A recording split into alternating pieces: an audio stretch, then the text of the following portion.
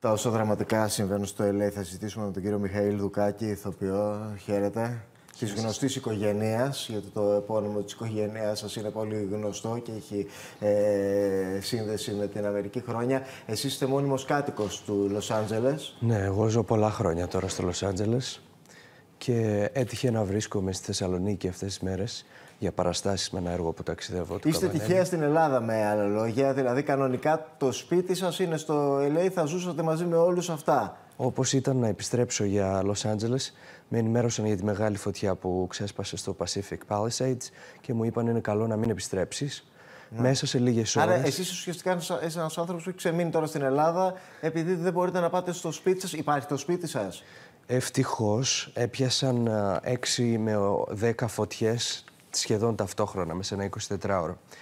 Και σε πολύ μεγάλη απόσταση μία από την άλλη. Η μία από αυτές, η Sunset όπως την ονόμασαν, έφτασε στην είσοδο του κτηρίου που μένουμε και ζήτησαν να εκενωθεί. Οπότε έπρεπε όλοι να φύγουν. Δεν πρόλαβαν οι φίλοι μου καν να πάρουν τα σημαντικά έγγραφα ότι είχαμε μέσα.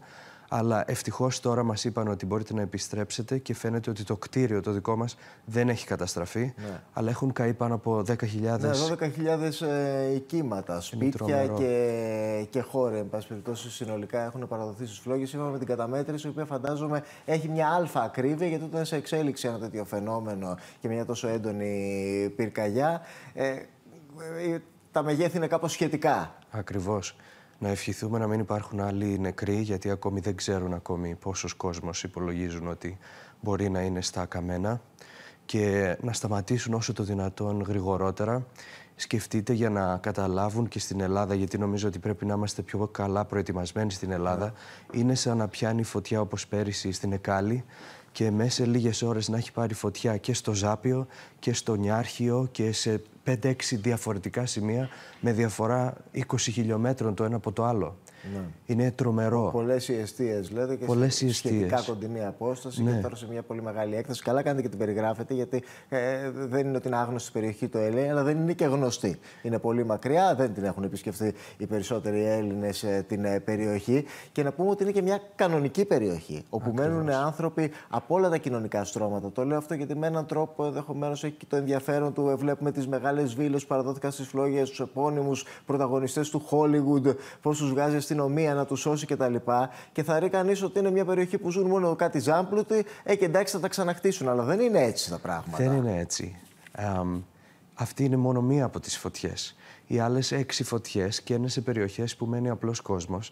Επίσης, το Λος Άντζελες δεν είναι όλοι εκατομμυριούχοι όσοι μένουν. Πολλοί άνθρωποι, ξέρω και Έλληνες, έχασαν το σπίτι τους και δεν έχουν τίποτα αυτή τη στιγμή. Και προσπαθούμε όλη η ελληνική κοινότητα να έρθουμε κοντά και να τους στηρίξουμε να μπορέσουν σύντομα να ξαναφτιάξουν τη ζωή τους. Και πάρα πολλοί απλοί άνθρωποι που είναι τώρα χωρίς ρεύμα για 3 μέρες, δεν μπορούν να πιούν νερό. Έχει μολυνθεί το νερό στις καμένες περιοχές. Δεν μπορούν να αναπνεύσουν. Δεν μπορείς να βγεις έξω, πρέπει να φοράς μάσκες. Και θα πάρει μήνες για να δούμε κιόλας πότε θα σβήσουν οι φωτιές και μετά μήνες για να μπορέσει να είναι βιώσιμη η κατάσταση. Ναι, δεν ξέρω πώς ξανακτίζεται μια τέτοια έκταση περιοχή που έχει καεί ολοσχερός και πώς, ας πούμε, πραγματικά πάνω στη στάχτη μπορείς να ξαναφτιάξεις τη ζωή σου, σε τι ταχύτητα, εν πάση περιπτώσει, αφού μετρήσουμε και συνολικά τις πληγές όταν σβήσει η πυρκαγιά. Σκεφτείτε... Αν δει κανείς τις εικόνες από τα drone, και αν έχουμε και οι Λίλα σκηνοθετητά μας βοηθήσει να τις δούμε, οι εικόνες από τα drone είναι πραγματικά εικόνες απόλυτης καταστροφής. Είναι σαν ολόκληρα χωριά της Ελλάδος να έχουν εξαφανιστεί από το χάρτη. Μιλάμε για, υπολογίζεται πάνω από 150 δις η ζημιά που έχει συμβεί μέχρι τώρα. Η φωτιά η μεγάλη από το Palisades γυρνάει πίσω και τώρα πάει και απειλεί το... Εγώ επειδή έχω κάνει γυρίσματα εκεί, ξέρω την περιοχή, γυρνάει πίσω και πάει μέσα πάλι προς το Λος Άντζελες, στο UCLA όπου σπούδασα, στο Brentwood, πάει να μπει μέσα.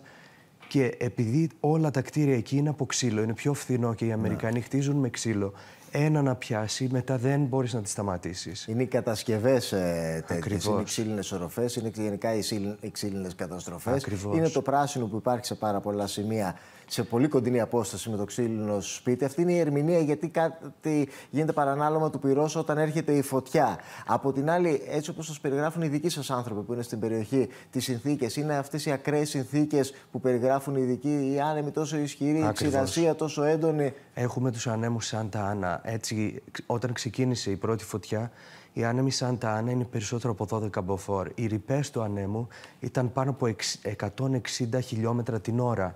Ήταν πιο δυνατή ακόμη και από το μάτι που καταστράφηκε τόσο γρήγορα εδώ στην Ελλάδα. Οπότε θέλω να τονίσω ότι η Ελλάδα πρέπει να είναι προετοιμασμένη. Είμαστε στον ίδιο παράλληλο. Μπορεί τέτοια να συμβαίνουν από εδώ και μπρος οπουδήποτε και δεν είχαμε χρόνο να αντιδράσουμε. Σας λέω, δεν μπορούσαν να πάρουν τα απαραίτητα. Εκεί πώς το συζητάει η κοινωνία και οι Έλληνες με τους οποίους μιλάτε, η ομογένεια, αλλά και οι υπόλοιποι, γιατί συζητείτε χρόνια εκεί, οπότε έχετε μεγάλο κύκλο. Λένε ότι μήπως όμως δεν ήμασταν και τόσο προετοιμασμένοι ή αποδέχονται αυτό το οποίο συνολικά ακούγεται, ότι είναι τέτοια τα φαινόμενα που δεν μπορείς να τα βάλεις μαζί τους. Ποια θέση επικρατεί? Μιλάνε για ιστορική, αποκαλυπτική, βιβλική καταστροφή που δεν έχει ξανασυμβεί στην ιστορία του Λος Άντζελες από φωτιά.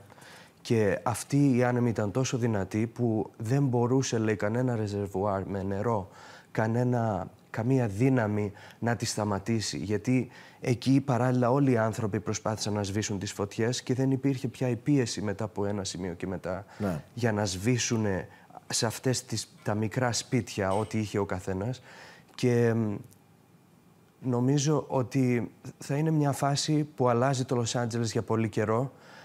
Αν ξέρετε, αν μάθατε τώρα, έχει σταλεί η εθνοφρουρά, γιατί έχει αρχίσει πλιάτσικο στα καμένα σπίτια των ανθρώπων. Και έχει αρχίσει και μεγάλη κουβέντα και αρχές το λένε ότι όπου βλέπουμε και κυκλοφορεί κόσμος με περίεργες προθέσεις και διαθέσεις, έχουν προειδοποιήσει και για συλλήψεις και για επέμβαση άμεση. Ακριβώς. Και φοβούνται να δούμε τώρα πώς θα σταματήσει οι 3-4 μεγάλες που εξακολουθούν να κατακαίουν, γιατί είναι σκηνές αποκάλυψης. Είναι σαν να είσαι σε εμπόλεμη ζώνη αυτό που ζούμε αυτή τη στιγμή. Κύριε Δουκάκη, σας ευχαριστώ πάρα πολύ που ήσασταν στην δημόσια τηλεόραση. Κανονικά θα ήσασταν στην πτήση της επιστροφής. Θα πηγαίνετε στο LA τώρα, πόσο καιρό θα μείνετε στην Ελλάδα? Όσο χρειαστεί. Όσο χρειαστεί. Στο άγνωστο. Πηγαίνετε απολύτως στο άγνωστο. Όπως δηλαδή οι άνθρωποι σας εκεί στα καμένα, εσείς εδώ βεβαίως, αλλά στο άγνωστο. Ευχαριστώ πολύ.